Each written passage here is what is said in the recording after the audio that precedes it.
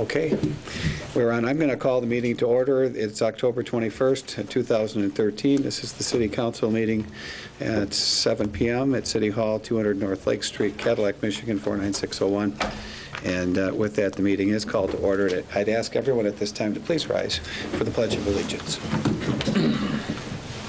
Yep. I pledge allegiance to the flag of the United States of America and to the republic for which it stands, one nation, under God, indivisible, with liberty and justice for all. Thank you.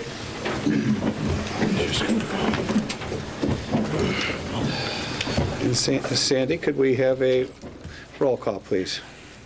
Councilmember Malama? Here. Shippers? Here. Spolman? Stevens? Here. Mayor Barnett? Here. Thank you.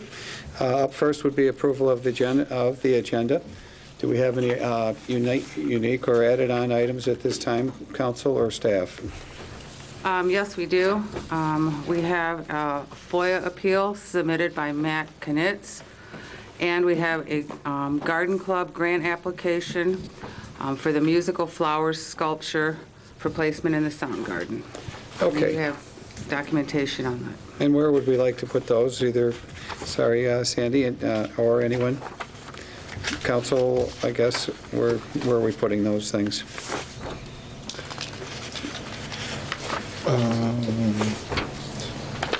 Mr. Mayor? Yes. If I may make a suggestion? Sure. That we add the musical flower sculpture Sound Garden item to the city manager's report. And we can make that item C.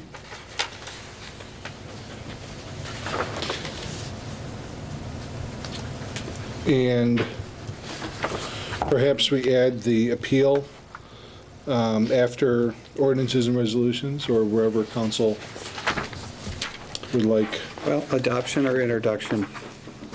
After adoption. Okay, just before reports of Correct. boards and commissions. Is that correct? Just a suggestion, yes. Okay.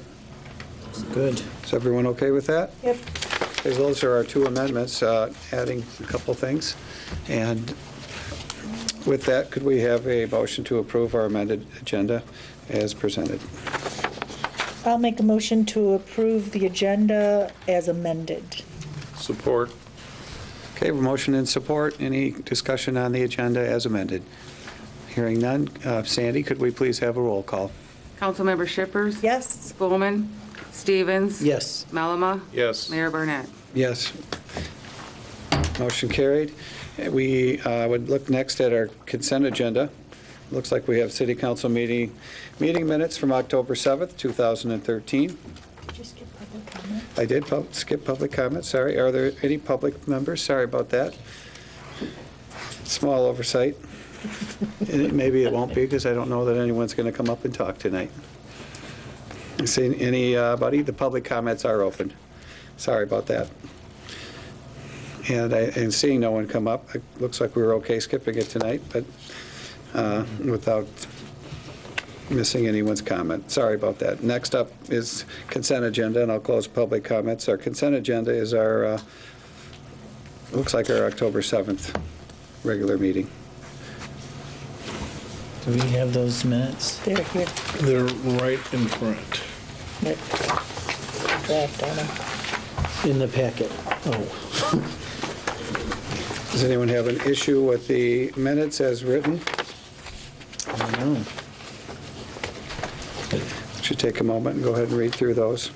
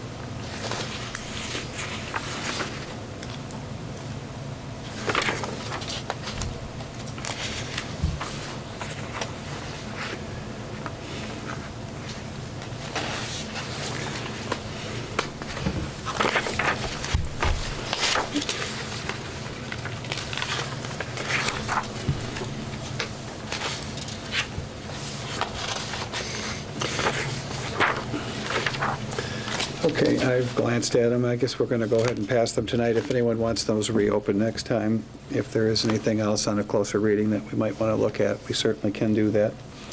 So we'll propose their passage at this point. Is there a motion that would be brought forward at this time for the consent agenda, which includes the minutes only from the October 7th City Council meeting? I'll make a motion to approve the consent agenda. All right, is there support? Support. There is support. Any other discussion or comments, questions? Hearing none. Sandy, can we have a roll call? Councilmember Spelman. Stevens. Yes. Melama. Yes. Shippers. Yes. Mayor Barnett. Yes. Motion carried. Next up are proclamations, but in tonight's ceremony, it will just be one proclamation. I would like to ask John Nelson to come forward, if he would. Welcome John and his family that are here tonight. Come on up, John. I'm going to have you stand right next to me right here, if you would. How are you?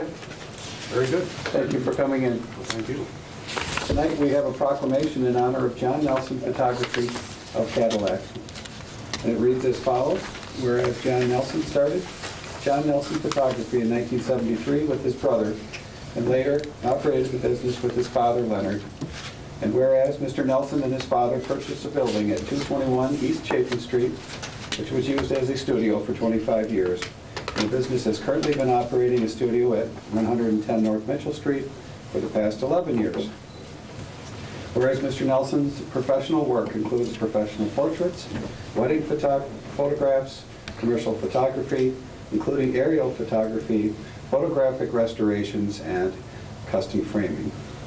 Whereas Mr. Nelson has a photographic craftsman degree through Professional Photographers of America and has taught photography at Northwestern Michigan College and Kirtland College. And whereas Mr. Nelson is past president of the Professional Photographers of Michigan Association, and whereas Mr. Nelson holds memberships in the Professional Photographers of America and the Professional Photographers of New York.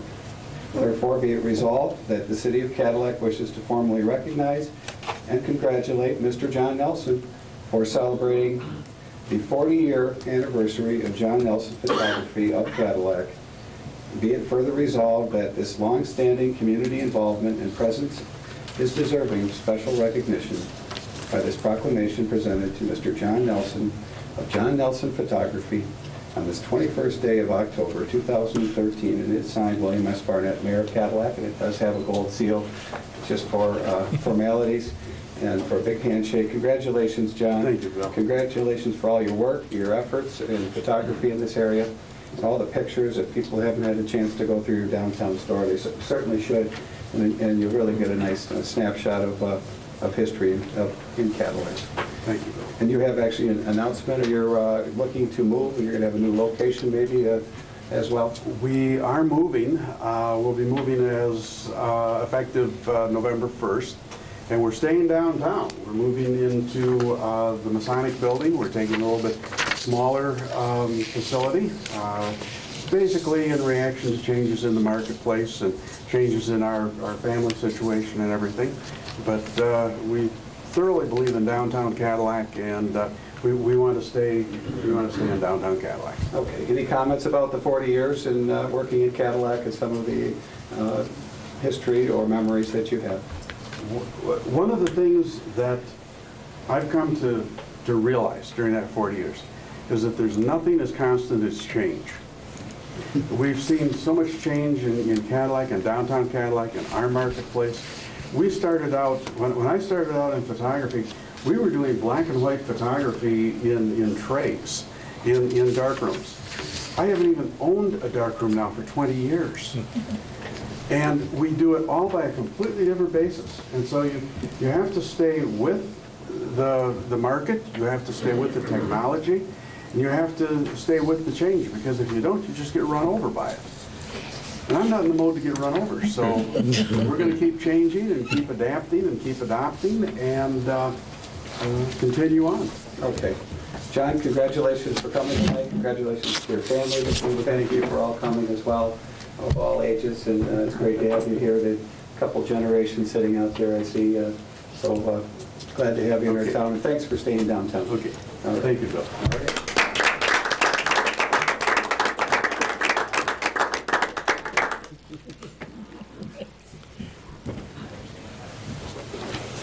Okay, that was our proclamation for this evening. Next up, we do have a public hearing at the top of our agenda as well. And I am going to open the public hearing at this point. It is a public hearing to adopt Resolution Number 2013-3021 to approve an application for Spencer Plastics Incorporated to transfer 7 industrial facilities tax certificates in the amount of $1,046,457. And we're very pleased and excited to have this on our agenda tonight. The public hearing is open. I'm going to pop over to Mr. Pecha first. I see Jay Thiebaud is in the house tonight, and we'll call him up in just a second. But Mr. Pecha, any opening remarks about the proposed IFT? Sorry. Go ahead. I was going to just say thank you, Mr. Mayor, members of the City Council, but especially thank you to Spencer Plastics and Mr. Thiebaud for putting all this together. I know it's been quite some time. Thank you for your patience in working with us and working with finance and trying to piece together how to transfer these 7 certificates. I think this is the first time we've ever had to do anything like this, and it's certainly all very exciting, and it's great to see this investment coming into our city. So thank you again. Okay. The public hearing is open. I don't mind calling Mr. Thiebaud up. Jay, you're in the house tonight, and appreciate you coming as a follow-up to your last appearance. Anything you'd like to know as part of the public hearing to start off with? Like us to know, rather. Yeah, this is unusual to do transfers between different districts and in different locations within the county. And I had no idea how to do it. It's the first one I've ever done, so I just called the state, and they told me what to do, and we did it. And we had some lengthy discussions with the city, and I basically said, call the state. They told me to do it this way. So it fit really well, and we're really happy to be here. I just give you a little update there. The last 3 machines should be moved at the end of October, and they'll have all their production down here at that point. I'm not sure when they're moving the offices or if they've moved the offices, but they've got them done now. So I think they're kind of worked out at 2 different places for a while.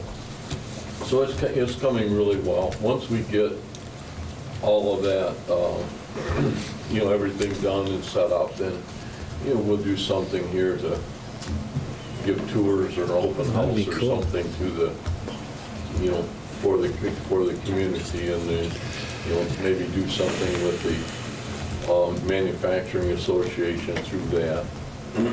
It's a very, very nice building. They've done excellent job. And this place has polished concrete floors in it with their logo in 2 different places where their machines set down the sides, and the logo's in the middle in different colors with the colors. So it's pretty impressive place. They built offices inside, went upstairs for engineering offices. They have conference room downstairs and access, but they've gone, they've got that, so they just went up. They've got a total quality control room, and so it's a pretty, we're pretty excited about where it's going, and be glad when it's all moved. It's been a headache. It's been difficult on them to make that move and that, but it appears to be working extremely well. I guess any questions? Is there a reason they selected Cadillac? We're happy they did, but was there some sort of magnet here, or besides being close from the Mesick area, but is there something that attracted them to our area that maybe other? My recommendation. Okay. Really was the building that the industrial fund had. Yep. And we could get that building for way less than what we could build a building for equivalent size. Okay. So it was that, through the industrial fund, and it puts them in a better place. They do a lot of work for very large global companies, and now they're going into an industrial fund. They've got a new building. They've got nice facilities, And when you have people come here from basically all over the world at times, it's nice, it's very nice to have that. Okay, well, thank you for your I mean, recommendation. they're always interested in the bottom line, but that still has some, Yeah, it makes a very good image, so. okay. Anybody else for Mr. Thiebaud? Not a question, but just a comment. You were actually talked about in our work session. We had a goal-setting work session, but thanking you, personally for, we were talking about marketing Cadillac and how you went out and personally did that, so that's appreciated. Well, the thing about Cadillac is, I've been here since, I've had an office here since 1975. I grew up at Meeting, so they're probably not terribly happy with me. It's just, it comes down to economics. But, I think this is one of the greatest places in the world to live. And this community, and many people, don't realize that in the community, its existence depends on the industrial base in this community. Without that, it wouldn't be what it is today. Yeah, we've got great recreational things, but if you look at what recreation brings in, and you look at what manufacturers bring in and add to the community, the manufacturers are so high above that, I mean, for every dollar they put in payroll, you multiply that times 5 or 7 for the effect that it has on this community. So them are all really good, positive things. And then I know it wasn't quite as much because the people were still spending their money, in Wexford County. So it's been I think it'll be it's really good. It's just good for them, and it's good for the community. So that's what you want to see. Great. Okay. Thank you very much, Mr. Thiebaud. I'd just like to state my appreciation for the Spencer family for them moving here. I happened to meet one of them recently, and nice folks. And thank you again for helping them select Cadillac and using your business connections and your knowledge that you have. I appreciate it as a mayor and as the representative of Cadillac for bringing a business here. You deserve a lot of credit for that. The public hearing's still open for anyone else that may wish to chat about this. Seeing no one else, I'm going to formally close the public hearing and turn it over to council. Well, it is exciting. You mentioned it before about this is the first time, with the transfers of these, and 7 of them too, is really exciting. So it gives an honor to be able to make a motion to adopt the resolution which would approve the application for Spencer Plastics Incorporated to transfer 7 industrial facilities tax exemption certificates in the amount of $1,046,457. Support. Okay, there's a motion and support on the table. Any discussion other than what's been said so far? Hearing and seeing no other discussion. Voices. Sandy? Councilmember Stevens? Yes. Malama? Yes. Shippers? Yes. Coolman? Mayor Barnett? Yes.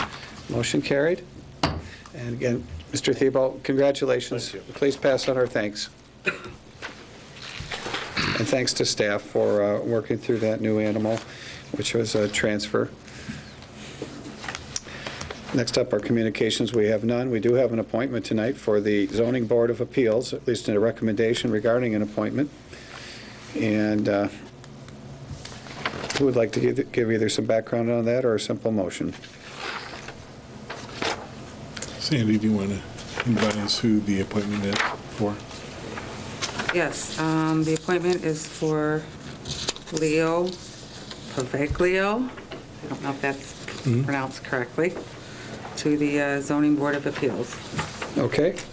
We do have a, I'd like to Go make a ahead. comment there, that Leo volunteered for this position, and he was at one of our issues and opportunities over coffee, and he asked about volunteering for a city board, and we definitely encouraged that, and so Those monthly meetings are important as far as people asking what they can do, how they can participate, and how they can get involved. So I'm really, really pleased that Leo is joining the Cadillac Zoning Board of Appeals.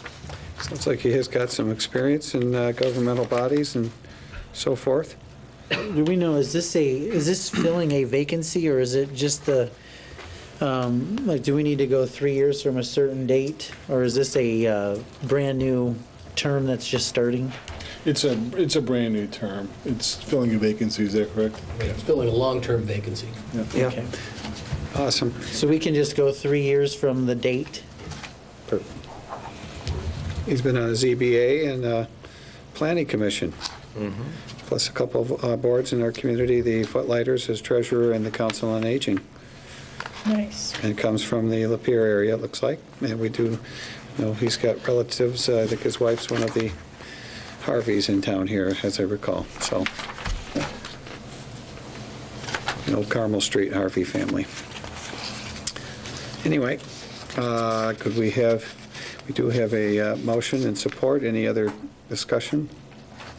No, if we have a motion. We don't. Pavaglio is, I think, proper, though, and it does require some thinking. How about a motion and support, then? I'll make that motion to appoint Leo Pavaglio to the Zoning Board of Appeals for a 3-year term that would end in 2016. Correct? Okay. Motion is on the table. Support. My math is right. And support. Any further discussion on Leo? And the ZBA here kind of matches right up. Hearing none. Sandy? Councilmember Malama? Yes. Shippers? Yes? Bowman? Stevens? Yes. Mayor Burnett? Yes. Motion carried.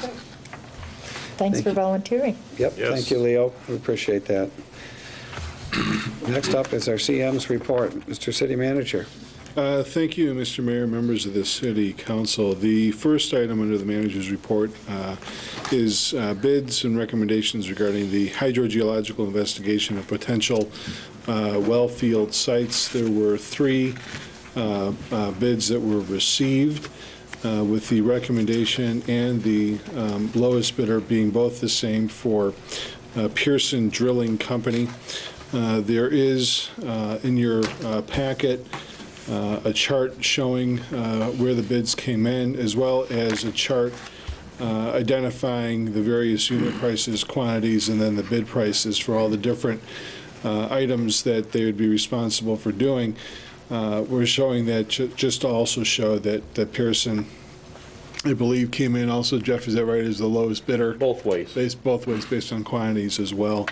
And therefore, it is the recommendation that the contract for hydrogeological investigation of the potential wellfield sites be awarded to Pearson Drilling Company out of Lake City, Michigan.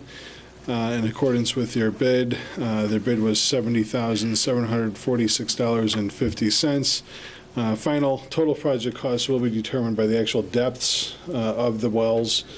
But basically the request is to award it to them based upon the unit costs that are presented. So that perhaps a long way of saying that they may not necessarily come out exactly to that number. Is that a fair? Yep, that's what we were hoping for is, you really don't know the quantity. They said in the specifications, the well could be anywhere from 600 to 1,000 feet. And so, we didn't enter a quantity in the actual bid form, so they all kind of estimated it differently. So that's why we presented the equalized cost. But, that cost it's probably 70 as a minimum, but could go higher. And we'd be happy to report back, at the end of the project on where it came in. But we will hold them definitely to the unit quantity. And then the consultant will also work with them on, making sure they're not going too deep just to earn more money.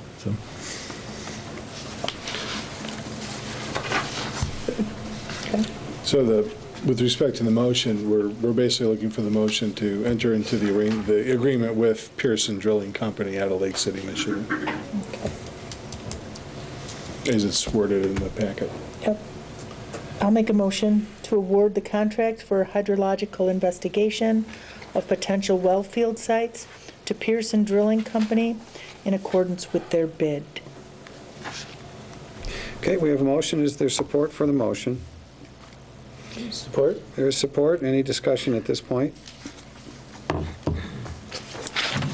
And again, the one bid from Raymer looks like it did come in at 97,000, but you've equalized it from 70. It came in at 71, but you've done some math. Yeah, they were actually very close when we compared unit quantities.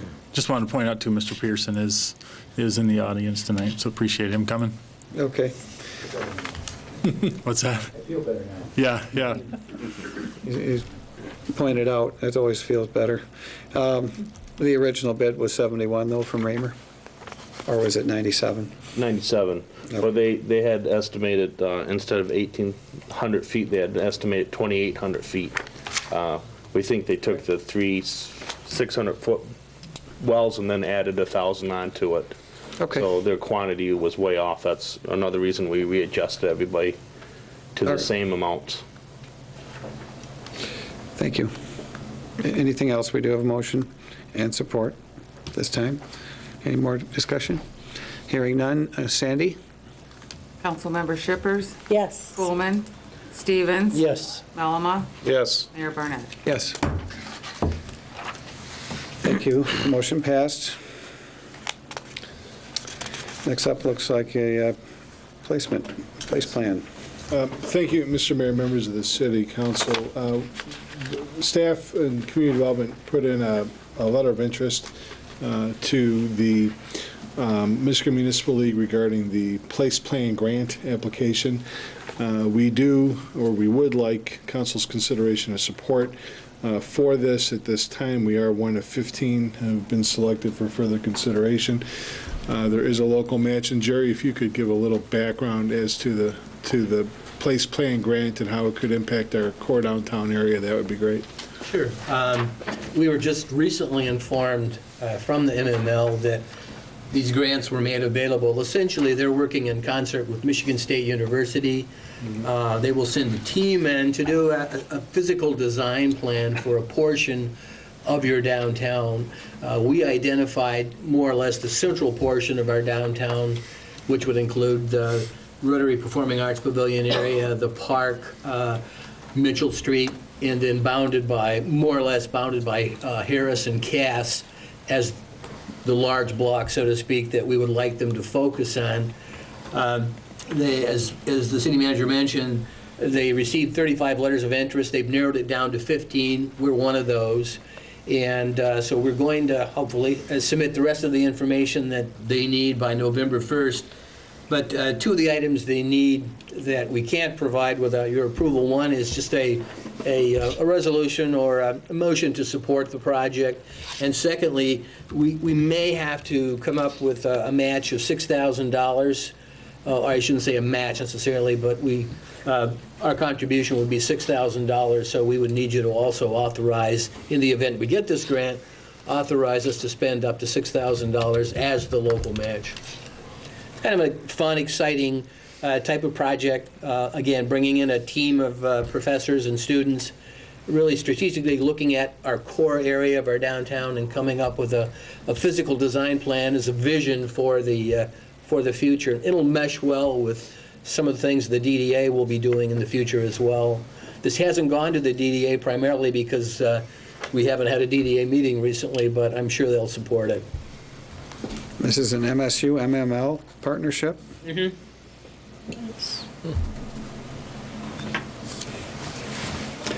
Okay, thank you, Jerry. I'd like to make a motion to support the place plan grant application, including a readiness to supply up to $6,000 as a local match. All right, there's a motion. Is there support? Support. Any discussion? Hearing none. Sandy, could we please have a roll call on this, too? Councilmember Spelman, Stevens, Yes. Melama, Yes. Shippers. Yes. Mayor Barnett. Yes. Motion carried. Thank you very much. Next, Mr. Petcha. Looks like Ms. Ms. is in the house tonight. So we have a guest. And we also have a picture of a concept that might be similar to what we're looking, or what they're looking at doing. Jerry, did you want to introduce this item as well? I would be happy to. I think you all know Kathy Simon from the Cadillac Area Garden Club, but I've really gotten to know Kathy well since the Sundial project. And, but nonetheless, I'm going to let her really talk about the idea, but she had an idea for an addition to the Sundial project area, and found out subsequent to that there might be funding for the project through the Cadillac Area Community Foundation. The Garden Club isn't a nonprofit per se, although they're comprised of all volunteers, but not registered as a nonprofit. So just as we did in the past, for the Sundial project, the city filed a grant application with the Community Foundation on their behalf. The funds were received and used solely for the Sundial project. The Garden Club is looking for us to, on their behalf again, file an application with the Community Foundation for the project that Kathy will mention. We would be the applicant. We would all, if the grant is awarded, we would be the recipient of those funds. We would be maintaining all of the financial records as we've done in the past, or Owen would, I should say. And then as the project is completed, we'd be doing the payout in concert with the Garden Club. And Kathy, maybe you could just kind of mention what this project is all about. And I'm sure she'll say the building's not included behind the... behind the... It's going to be easy to raise the money for the sculpture, not so much for the building. Well, one of our wish lists as we were finishing up the Sundial project was a piece of sculpture. We were talking about an aerial, something to kind of really stand out and say that that's our Cadillac Gardens and it's specific to that. And we were down to Art Price. Barbara Jo, who was the other co-chair with me on the Sundial project, we went down there just to see if we ran across anything we liked, and we saw this, although it wasn't an aerial. Each one of those bells, it's a whole octave.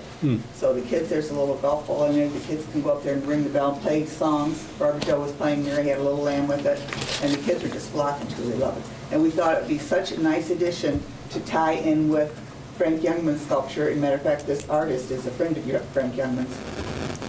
So we thought that would be a really nice addition to the Sundial Sound Garden area. And so we were looking for the city to help us out with doing this grant. Is he from Traverse area, Tom? Yes, he is. Kaufman?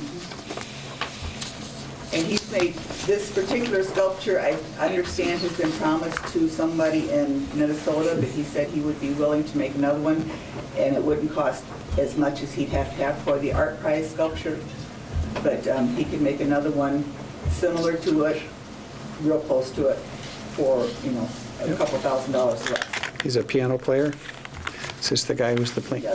Yeah, I think he and Frank play music, because he was down there with some, he does, yeah, I think he goes to schools and does programs too. He does other sculptures for parks and schools too. Yep, he's got a musical background.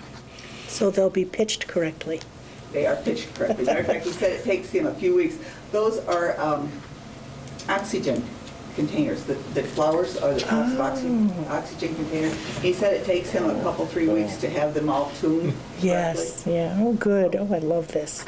So it was quite neat. We had a little plaque there with notes on it so the kids could look at the colors and play the song themselves, which would be nice to put on there too. Oh, that's great. I like this. Okay. Our action is of what nature? The request would be for council to consider a motion authorizing the filing of a grant application with the Cadillac Area Community Foundation on behalf of the Cadillac Area Garden Club, requesting grant funds to be used for the purchase, shipping, and placement of a musical flower sculpture as requested by the Garden Club. Okay. I'll make that motion. And is there support? Support. There's support. Any discussion? I'd like to thank Kathy again for coming down and bringing another great idea, and your club as well. And we're going to have a vote here. We'll get her out of here. Sandy? Councilmember Stevens? Yes. Malama? Yes. Shippers? Yes? Bowman? Mayor Barnett? Yes. Motion carried. Again, good luck, Sandy. Anything you need, let us know. You bet. Oh, that's good. Sorry. Kathy. I'm on a hot streak again. All right. Mr. Patrick, we do have another one right now, don't we? This should be under introduction of ordinances and resolutions. Unless I skipped one. You did. I think you have, I take it back, that is going to be next. I put something in the wrong place, and I put it twice, so introduction of ordinances and resolutions. Thank you, Mr. Mayor, members of the City Council. We're here looking to adopt resolution number 2013-3023 to reintroduce an ordinance amending the city zoning map for 921 Aspen Street in Cadillac, Michigan, and to set a public hearing for November 18th, 2013. This is a rezoning request from a B3 property, Jerry, to an R2. This was previously set. However, we did miss a posting and need to reset it. We have been in touch with the property owner accordingly, and it's my understanding that there's Not a problem. Not a problem, so. That must have to miss a meeting. Is that why it's on the 18th? Yeah. Is that right? Yeah, we need this length of time in order to make the required statutory publication timeframes of 15 days.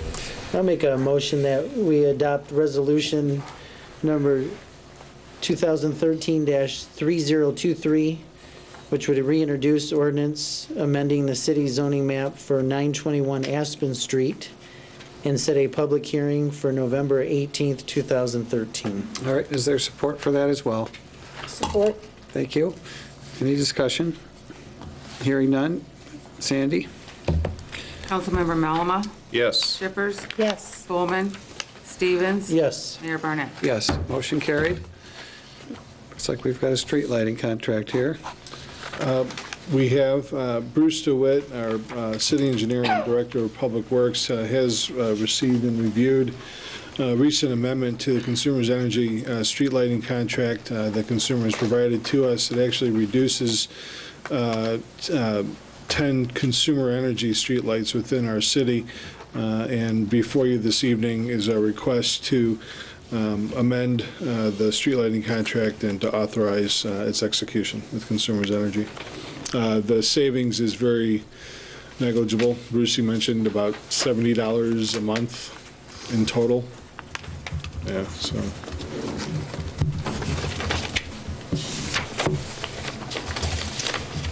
Okay, anybody, any discussion, or can we simply have a motion for this? It looks like from they're customer-owned lights. These are the 10 lights in the, where the fountain is. Many years ago, we switched over, it used to be a flat fee, we switched over to put on a meter. Consumers forgot to take the flat fee off, and so basically, we're not losing any lights, we're just wrecking what we're really paying for. So has it been a case where we've been paying that additional? They should reimburse us for what we paid, so. And are they thinking they are going to, or you're not sure? No, they should, yeah. Okay. Should. They should, and Okay, any other discussion? Could we have a motion in support? I'll make a motion to adopt a resolution to amend the standard street lighting contract with Consumers Energy, as explained by Mr. Support. White.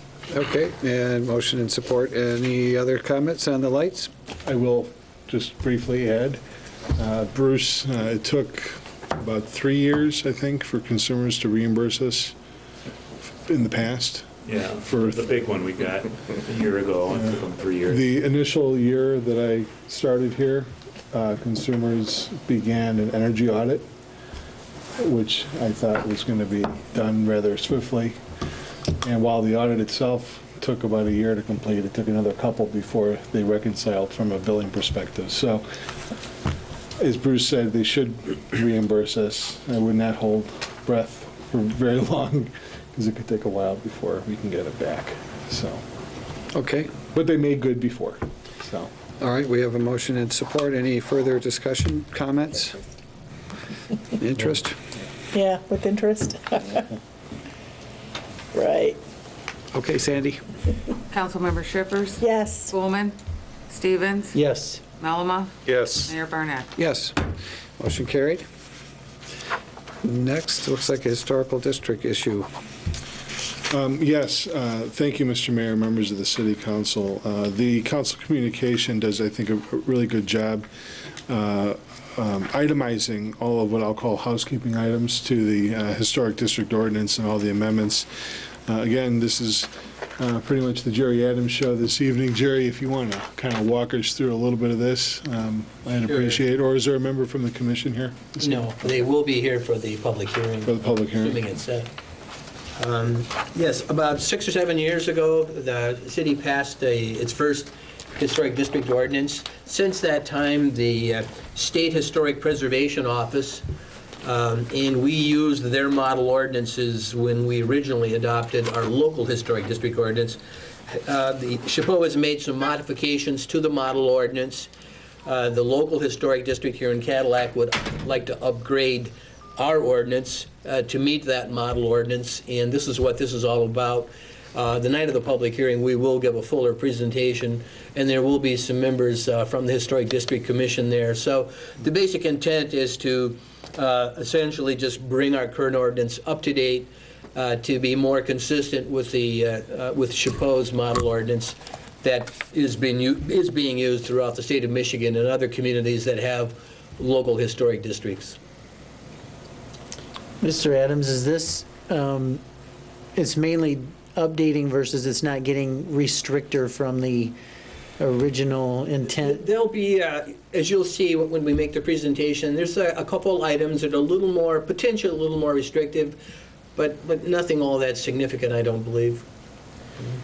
We had this, I remember being on that study committee, we had this professional from Grand Rapids area that was helping us. I don't know if you remember him or not. I don't recall.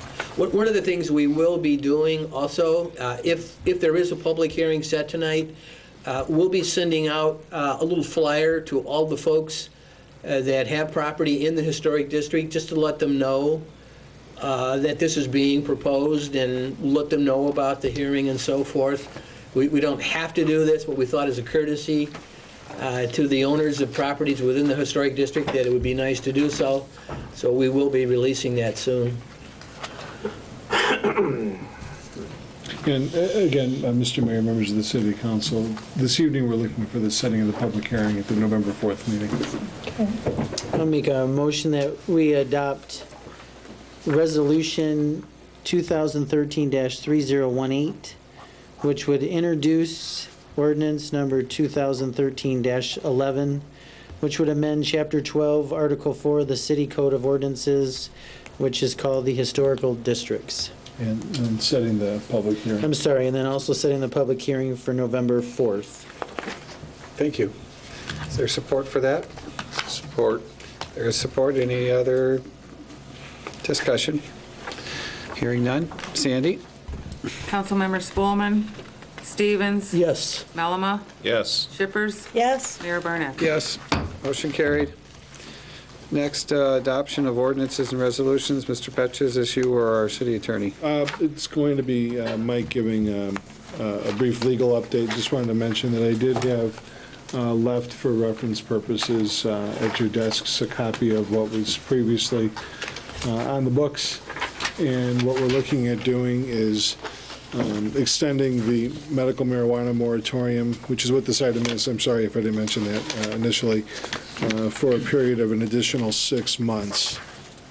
And Mike, if you can give a little legal update. Sure. On November 5th, 2012, the city adopted ordinance 2012-15, which imposed a 12-month moratorium.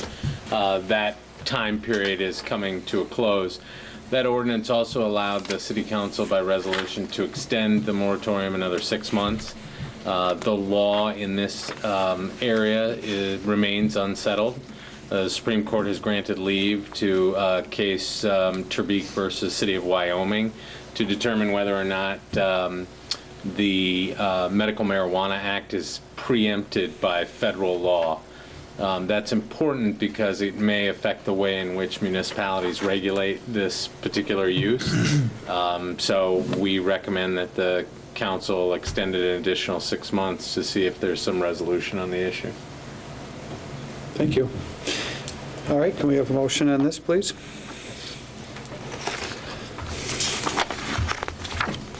I will make a motion that we adopt Resolution 2013-3019, which would extend the moratorium on the issuance of permits, licenses, or approvals for certain uses of property related to medical marijuana.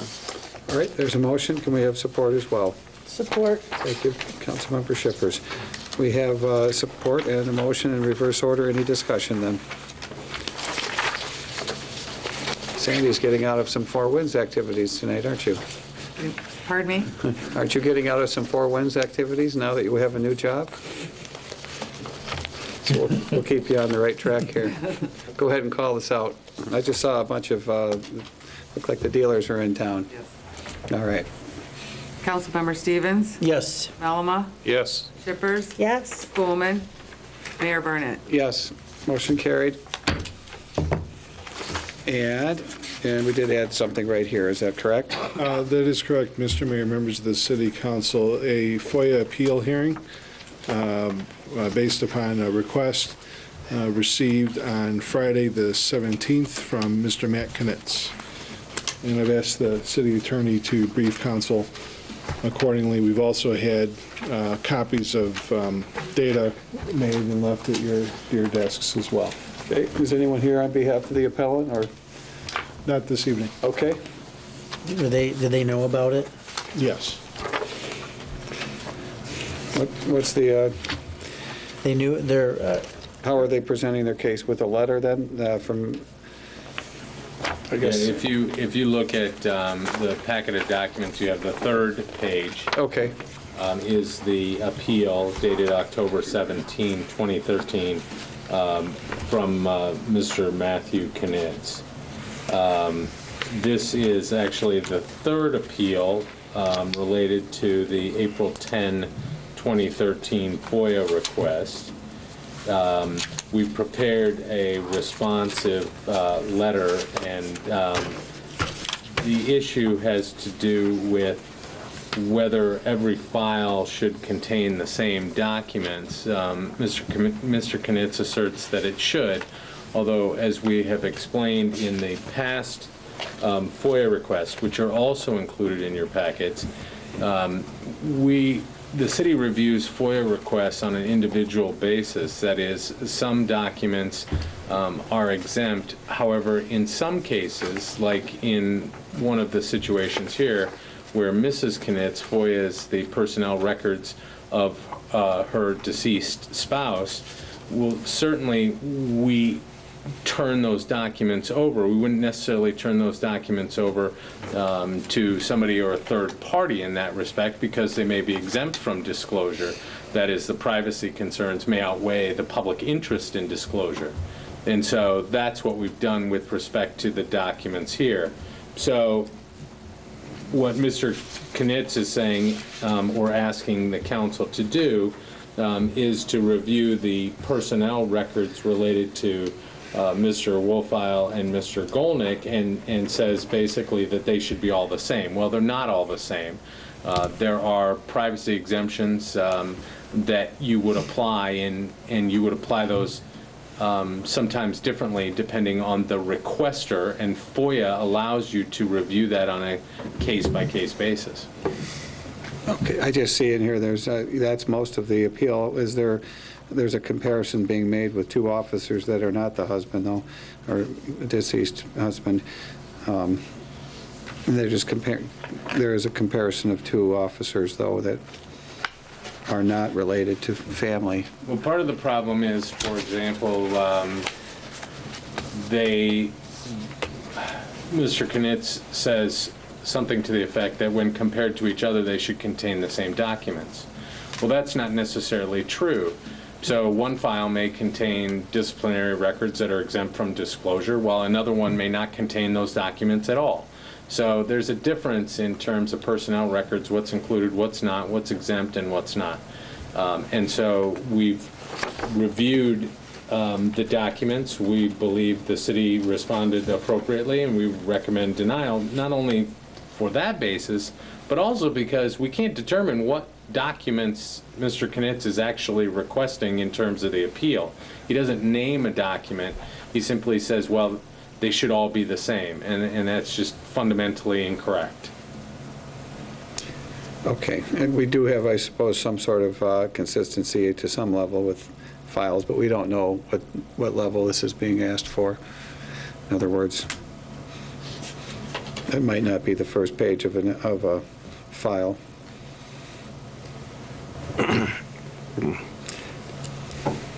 Anyone else with any questions? So they made a decision not to show up, or was there a, I saw that in his letter, he requested someone else could attend. Was that person notified of the hearing? There was, if you look to the next page, there's a letter October 18th notifying Mr. Knitz of the date that it would be considered. And I understand that the city had received a communication today saying they could not attend because they were ill. Mm-hmm. However, FOIA requires you to process the appeal in a certain amount of time, which is why you have to have it tonight. Could one of our actions be that, since we're fulfilling it, that we postpone the appeal to allow them to attend? Unfortunately, FOIA does not permit it. They're not, so the requester or the appellant, if you will, has no right of an appeal hearing either for FOIA. So FOIA really is unforgiving in that respect in terms of processing it, procedurally anyways.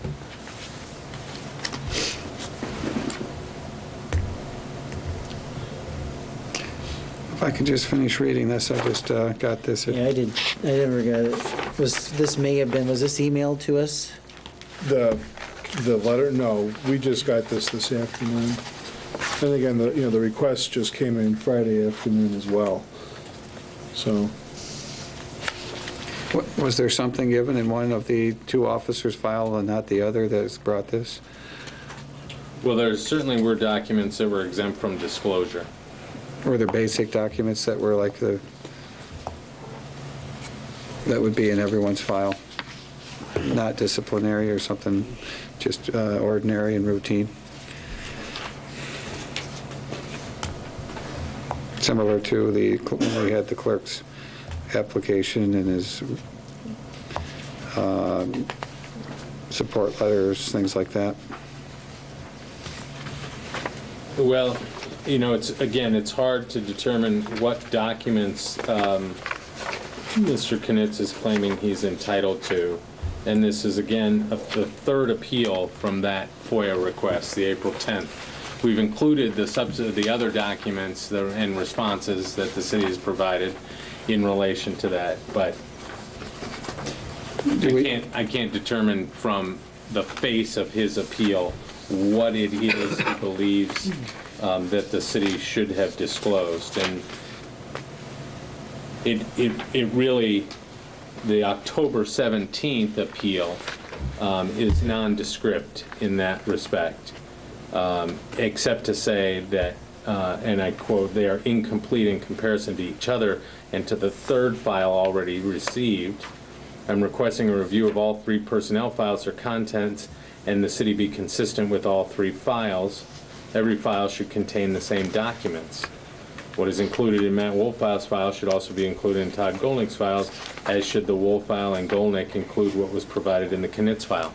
That part is just inaccurate, and we, in prior FOIA disclosures, the city has replied that we are providing to the spouse of the deceased officer documents which we might not otherwise provide to a third party. That's the fifth page I put in here with the arrow.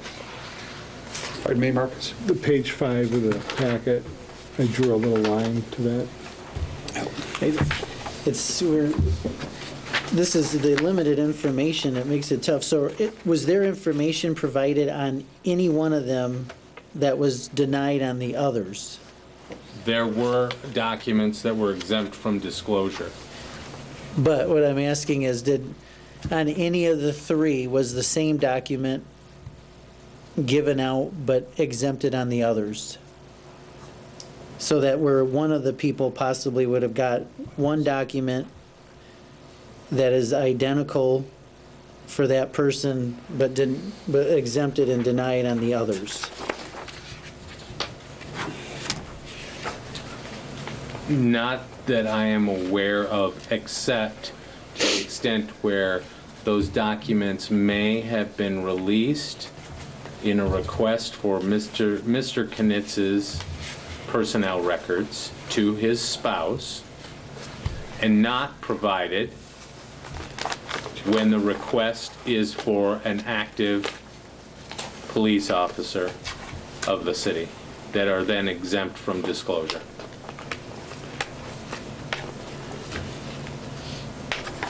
So there are certain things that would be included in Officer Knitz's file because it was family that may not be included in the other officers' files because it's from a third party.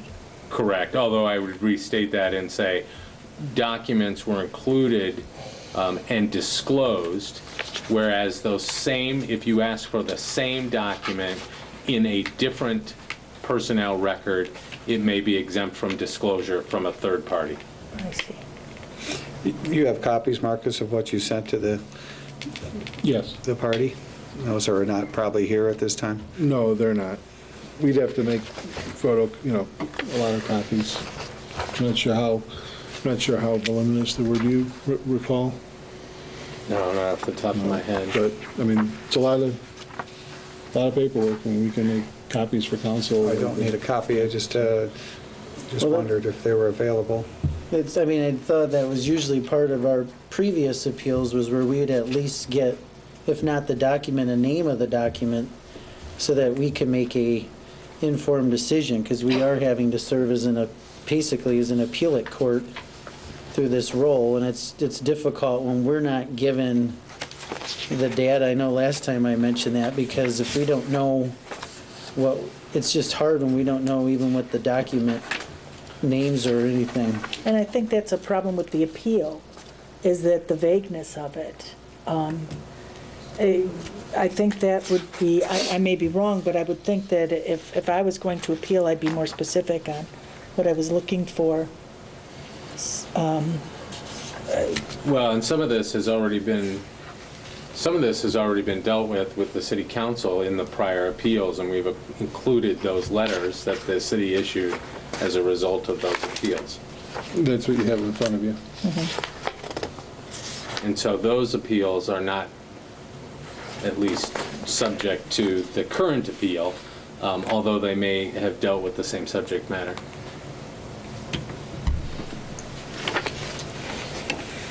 We thought the letters kind of summarized all the issues, and We're just getting them, and so then you can't.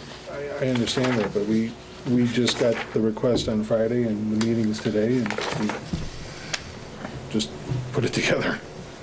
So they're indicating there's an incomplete in comparison situation going on here. That's the only reason it would be nice to see what were in the two files, because it does get set out at one point with just the two officers. I have another question. If, since they've been, this is the third appeal, and others had been denied, can they re-appeal after this at a time when their health is, where they can attend if necessary? Well, Or does it run out? Is there a time when? yeah, once a city council makes a decision on it, I don't believe that FOIA allows a rehearing on an appeal. Although sitting here, I wouldn't necessarily tell you with 100% certainty that that's the case, but I don't believe that there's a rehearing provision under FOIA. Wasn't there already a comment in the past back in June that the files were incomplete? And if so, was that brought forward, why they were incomplete at that hearing, or that appeal hearing?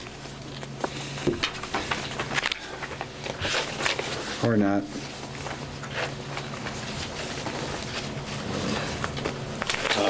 I presume you're talking about the June 10 appeal? Yes, yeah, it's back in there. There's another similar letter asking for kind of the same thing.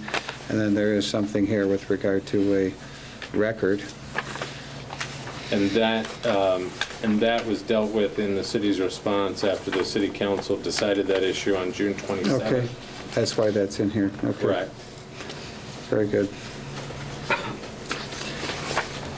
Well, I guess you wanted us to deny the appeal and incorporate the letter that indicates so? Correct. Okay.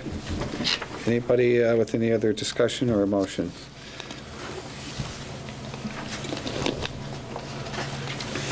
You said, Marcus, that information would be available if one of us want to take a look at it later on? Sure. Okay. City council certainly has the right to looking at it. Because it'd make it easier, since we just got it, you know, yeah. Well, Since we all just got it. Right. I know, that's what I'm saying. We all just got it, and I hate rushing decisions. Well, it sounds like we're in a situation that I just learned of tonight, that if somebody's not able to attend, we'd have to deny it either way than postponing it. If that's the case, what I would like to see is to maybe change maybe add the first paragraph mentioning that part, that since they were unable to attend this, that the FOIA requires that it be denied. That's not accurate. Just because they're not able to attend doesn't mean the city council could not grant an appeal. They have no right to appear and prosecute an appeal. It's not like FOIA gives you a right to a hearing on an appeal. It does not. But it does establish timelines by which the city has to consider the appeal. So you have the option of granting or denying. We recommend denial, one, because the appeal does not specify any documents in particular that they're seeking, rather a comparison between the files to determine whether or not the city's previous exemptions are consistent. And we've dealt with this in some respect in the two other appeals with respect to personnel records. The issue here is one, I think, where they're looking at the file that the personnel record that Mrs. Knitz FOIA'd for her husband, and saying, well, there ought to be similar documents in the other files that were requested by Mr. Matt Knitz. But as we explained, if this were a third party requesting the personnel record of Mr. Knitz, William Knitz, we would have exempted those documents from disclosure, but we provided them because it was the spouse of the deceased. Well, and I wasn't finished with the sentence, but Okay, what else do you have? it's no big deal. I was going to say, to ease the letter, what I was going to finish saying was that since they were not able to give a presentation to us, we'd have to respond within so much time, and that without having that presentation, it's been denied. Well, they've got a letter that they've laid out their case in also to us, so that's their case, and without them being present, the letter becomes their presentation. So there is a presentation, although it's the same letter that was originally sent. Actually, the appeal letter is what That's fine. I was just suggesting that you guys do I it. don't You mind gotta putting do it. that in there. What you're mentioning, though, is that because of the way appeals go, whether someone appears or not, we don't have the ability to adjourn it.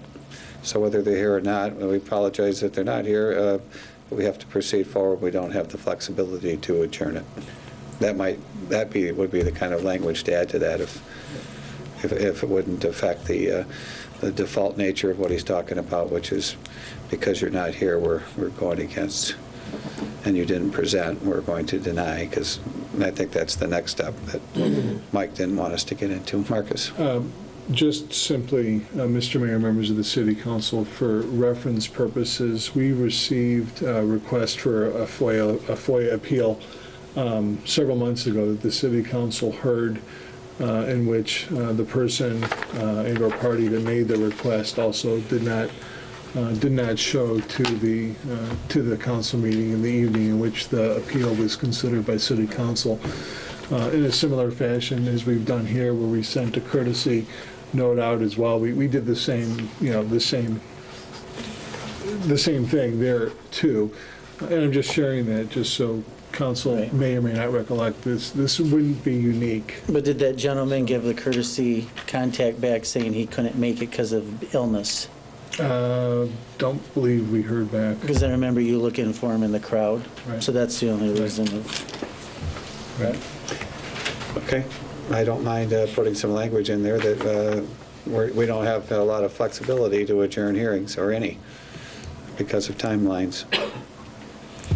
Since it's a letter to them to inform them of, what's happened, that would be good. Meanwhile, I suppose I need to make a motion to deny the FOIA appeal by Matthew Knitz based on the information we've been discussing and as presented in this document. Okay. Is there support for that motion?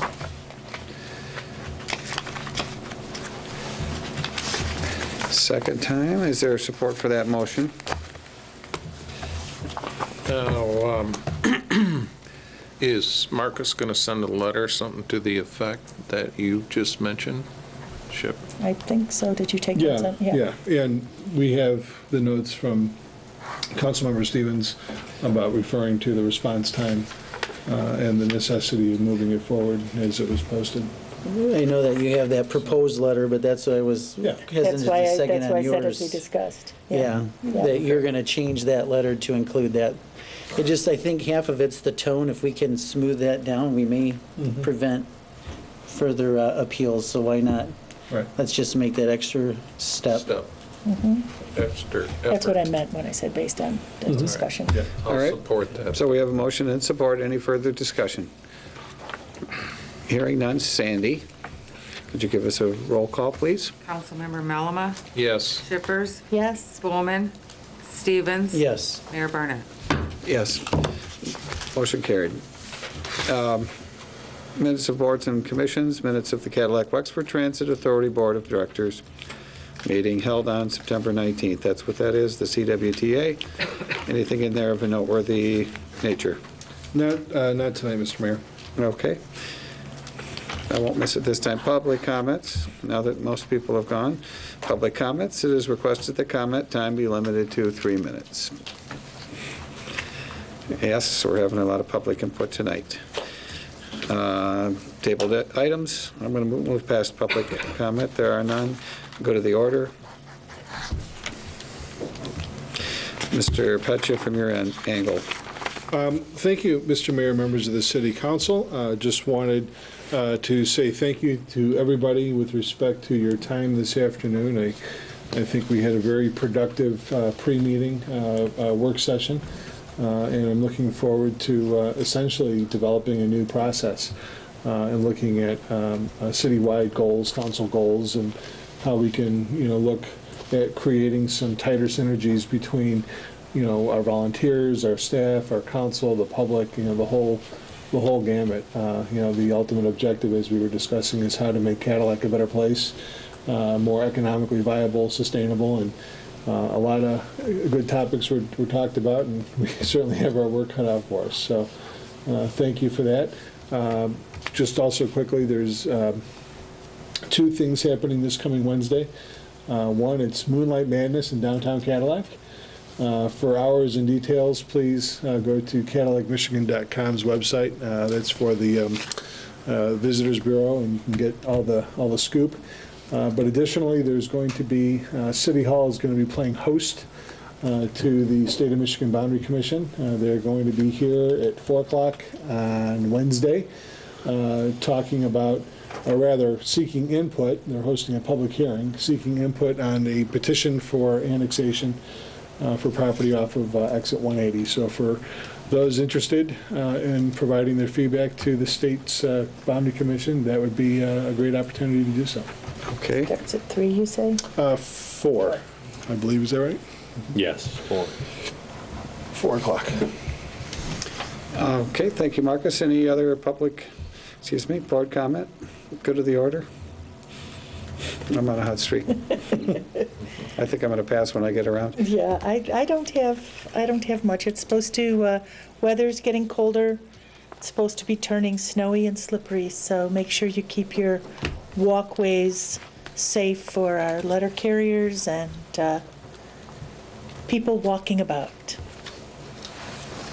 Mr. Stevens, thanks, T.I. A couple of thank yous to the staff. One, the homecoming parade, which was, the whole event was successful, even the football game, the Cadillac Vikings winning. So, it was reiterated in our goal-setting session today how much time, or how many staff it takes to put on a parade like that.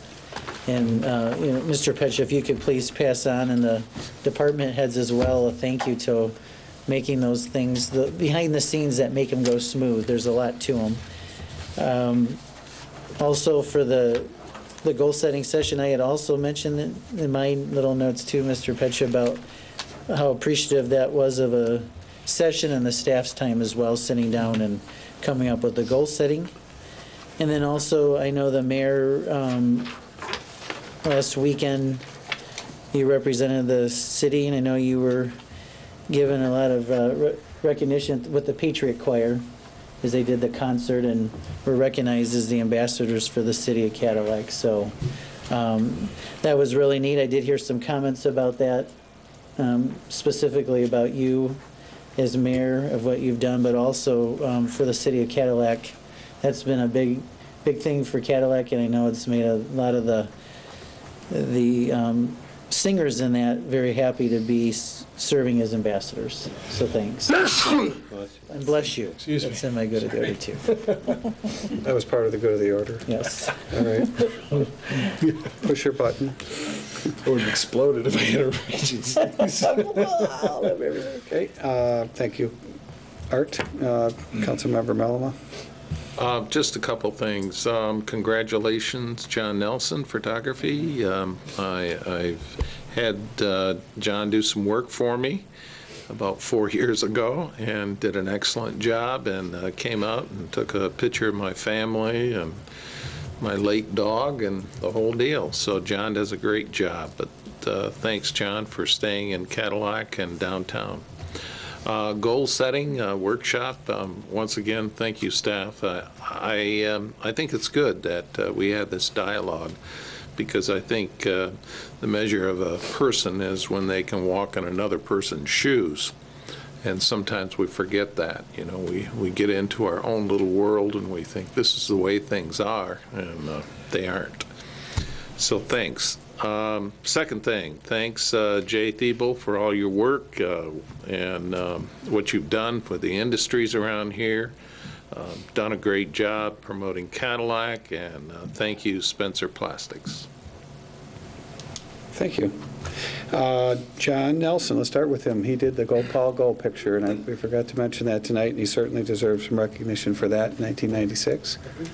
The Go Paul Go, if you're keeping the minutes. Yeah. In fact, it's probably somewhere in our building, I think in the hallway. Oh, behind you. Yeah. On the other side. On the other side. Yes, behind you. I don't think you did that. You didn't do that one? That's the president, you mean? He might have taken his picture. So congratulations to John. He has been doing a lot of good work in our community.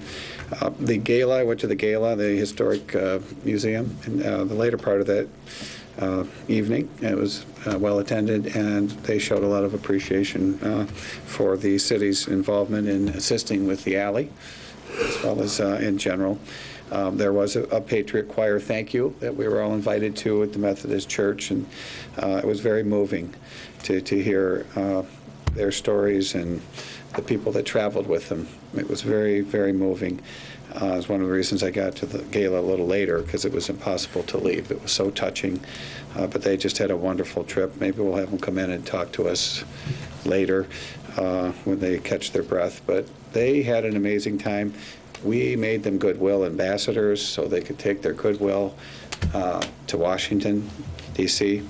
But there's something odd happened, or weird and unexpected, was that they gave goodwill back to us, our community, and it was so obvious at this evening show. So it just came out of nowhere, but a very nice touch by our city council to give them goodwill ambassador status.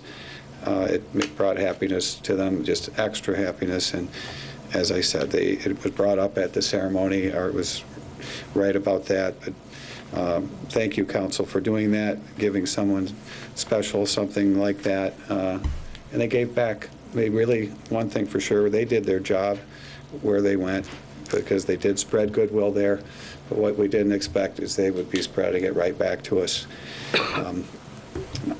And I saw them sing again. They sang that night. I saw them sing last Wednesday at the mental health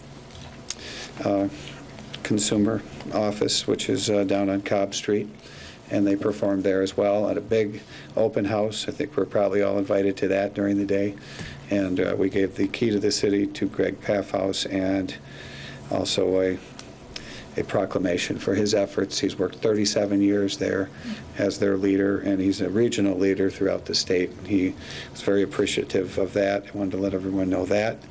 I also attended a Lions Club meeting and was able to present Governor Snyder's award to Tim Anderson, who I think is the governor of, he might as well be the governor of our Lions Club, and has been a regional force to be reckoned with regard to Lions Club issues, helping kids with eye issues, eyewear, eye testing. He also brought in the first lady Lions Club member, I believe, in the state of Michigan, and actually he brought in the first president, I think, of our club. So he also brought in the first Cub Lion, which is a young person, and they're going to try to keep their club going strong. But they had a regional meeting at the Big Boy that I was able to go to and present an award from Governor Snyder, Representative Potvin, and Senator Boer. So that was very exciting. Congratulations to Tim on that. It is Moonlight Madness Wednesday night, and lots of madness with that. I think I've covered it all. It's pretty bad for saying I wasn't going to use any time up for good of the order, but I guess I have a liberty there. We weren't going to hold you to that one. Thank you. Your expectations were right. With that, unless anyone has any other final corrections this evening, I think we do have another thing on our agenda. Mr. Petcha, maybe you can explain how that's going to work, or somebody can, as I know I've declared a conflict on at least one item. Yes. 1 or 2 years ago, the vote was to take me out of it since I own property close to a issue that's coming up. So what's happening here? I would like the city council to consider a motion to move into a closed session to discuss the purchase of real property, and to invite Jeffrey Dietland, our utilities director, to be a part of that. In addition, we are also going to be discussing confidential written legal opinion of the city attorney.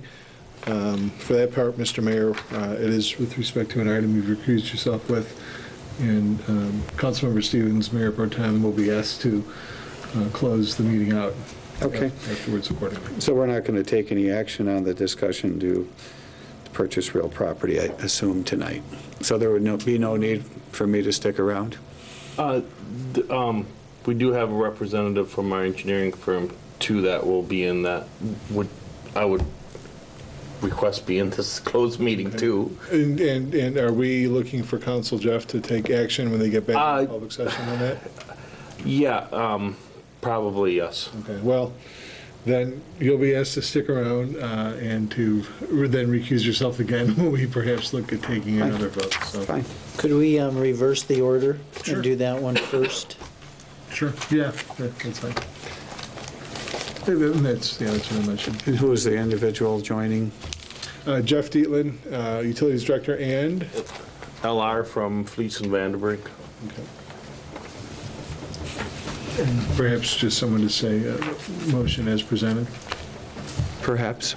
I make the motion as presented with all the various configurations therein. Okay, we have a motion to support. Sorry for all the silliness. Anything else on this before we break for a closed session? And I may or may not come back in, depending on how things happen. So with that, can we have a roll call vote? Sandy? Councilmember Shippers? Yes. Spelman? Stevens? Yes. Melama? Yes. Mayor Barnett? Yes. Motion carried. Off to closed session.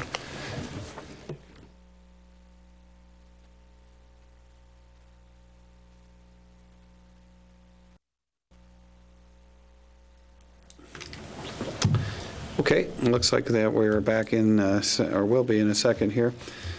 On one of the two items, we went back into closed session on. What do we have here to get back into open session? I'd like to make a motion that we leave the closed session and enter back into our open session of the meeting. Okay, there's a motion. Support. There's support. Could we please have a roll call? Sandy? Councilmember Spelman? Stevens? Yes. Melama? Yes. Shippers? Yes. Mayor Barnett? Yes. Motion carried. We're back in open session on one of the two items. This is the item I'm involved in, and as usual. And what do we have from staff or the attorney? At this point, Mr. Mayor, members of the City Council, it would be appropriate for council to consider a motion accepting the city attorney's opinion as discussed in the closed session. I'll make that motion. Support. Okay, say motion and support. Any further discussion by council or staff or our city attorney? Hearing no noises, I will call for the motion, please. And Sandy, could you give us a roll call again? Councilmember Stevens? Yes. Melama? Yes. Shippers? Yes. Spelman? Mayor Barnett? No. 3-1, motion carries. And we're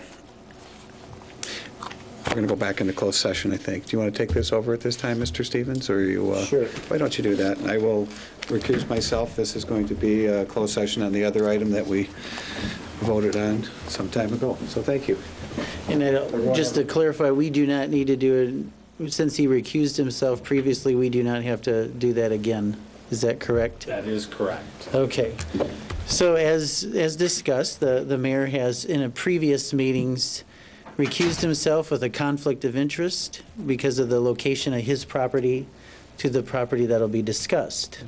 So we have to properly come out of closed session. Now we're going to be going back in, but we would need a motion to do that. I make a motion to return to closed session. Support. To discuss a written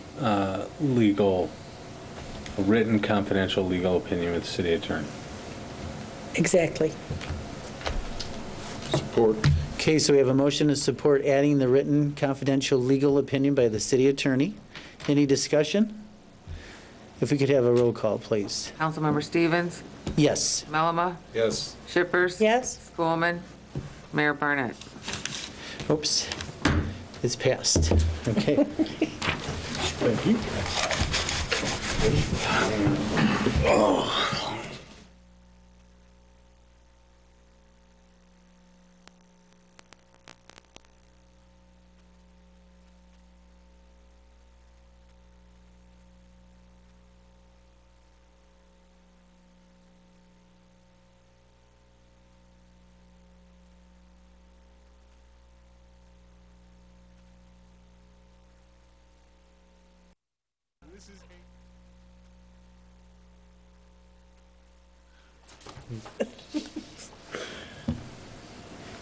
Welcome back to our Cadillac City Council meeting. That was very fast, if anybody's been watching.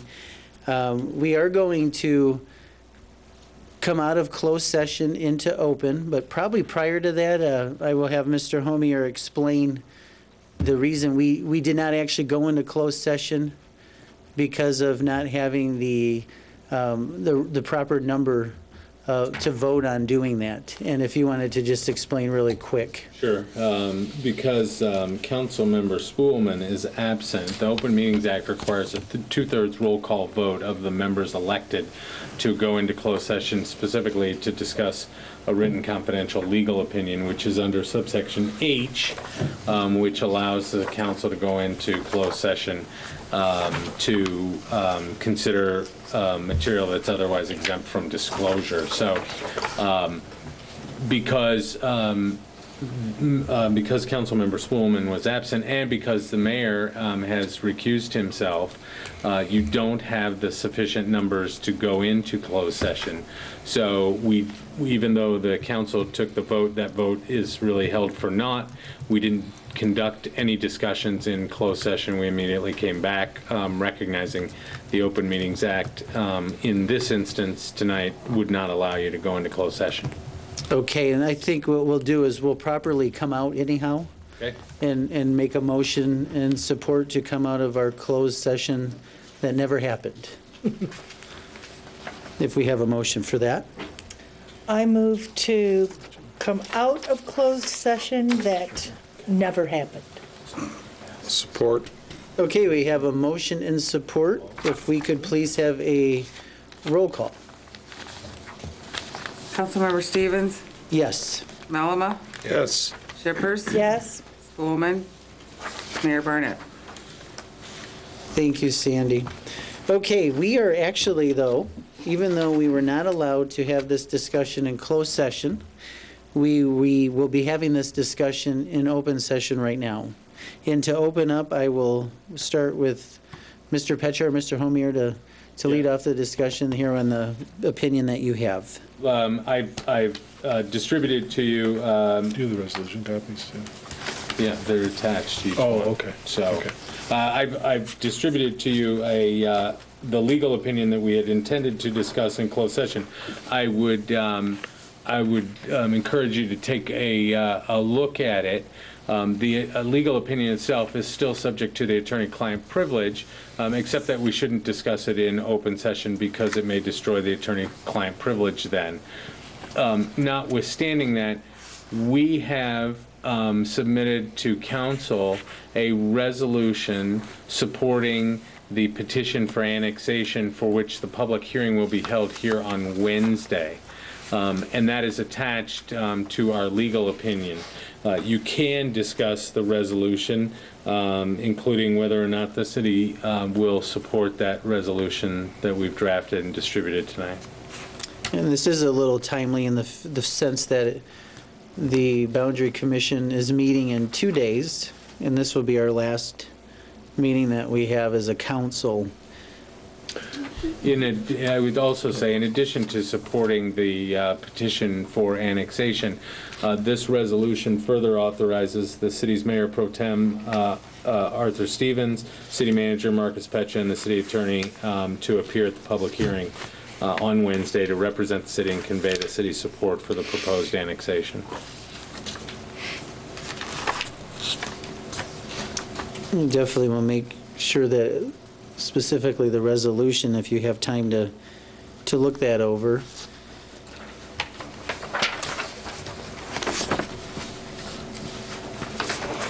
Should other members of council wish to express their support, would that be an issue because they're not recognized in the resolution, or how does that work?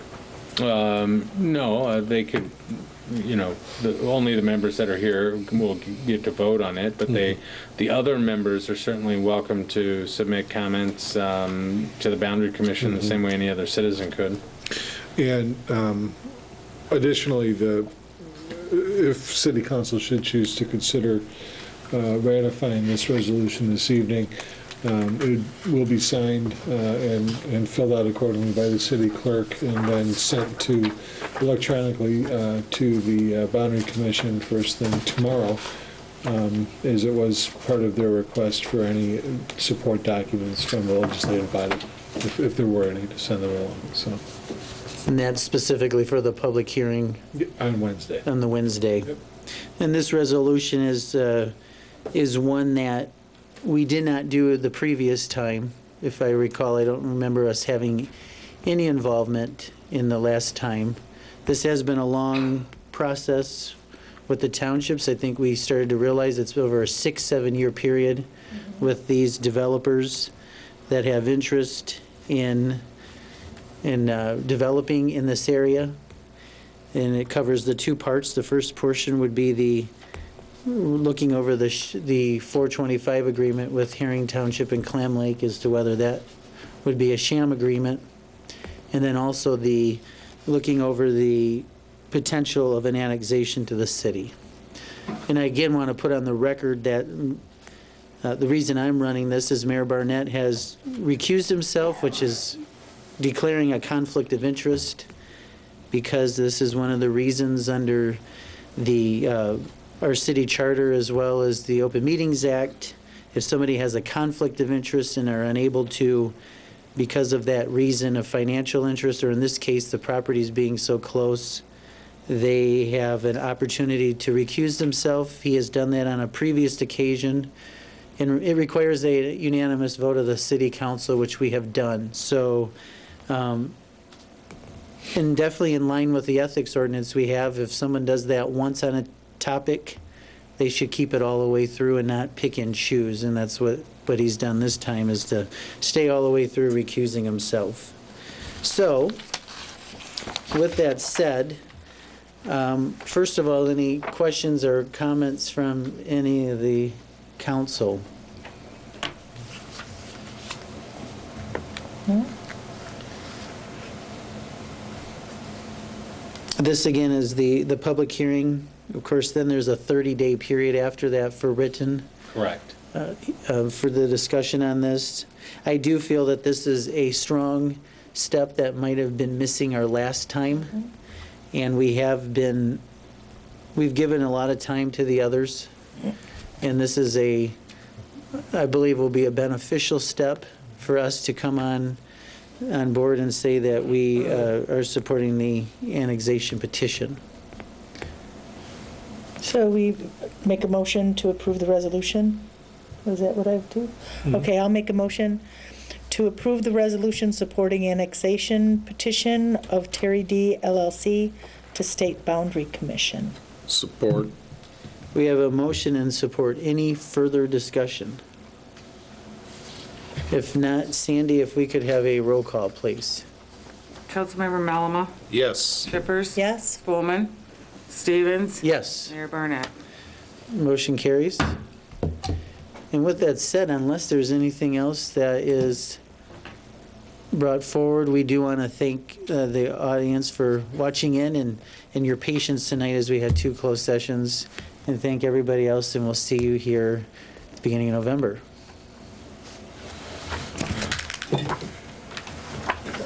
Meeting's adjourned. Oh, meeting is adjourned, sorry.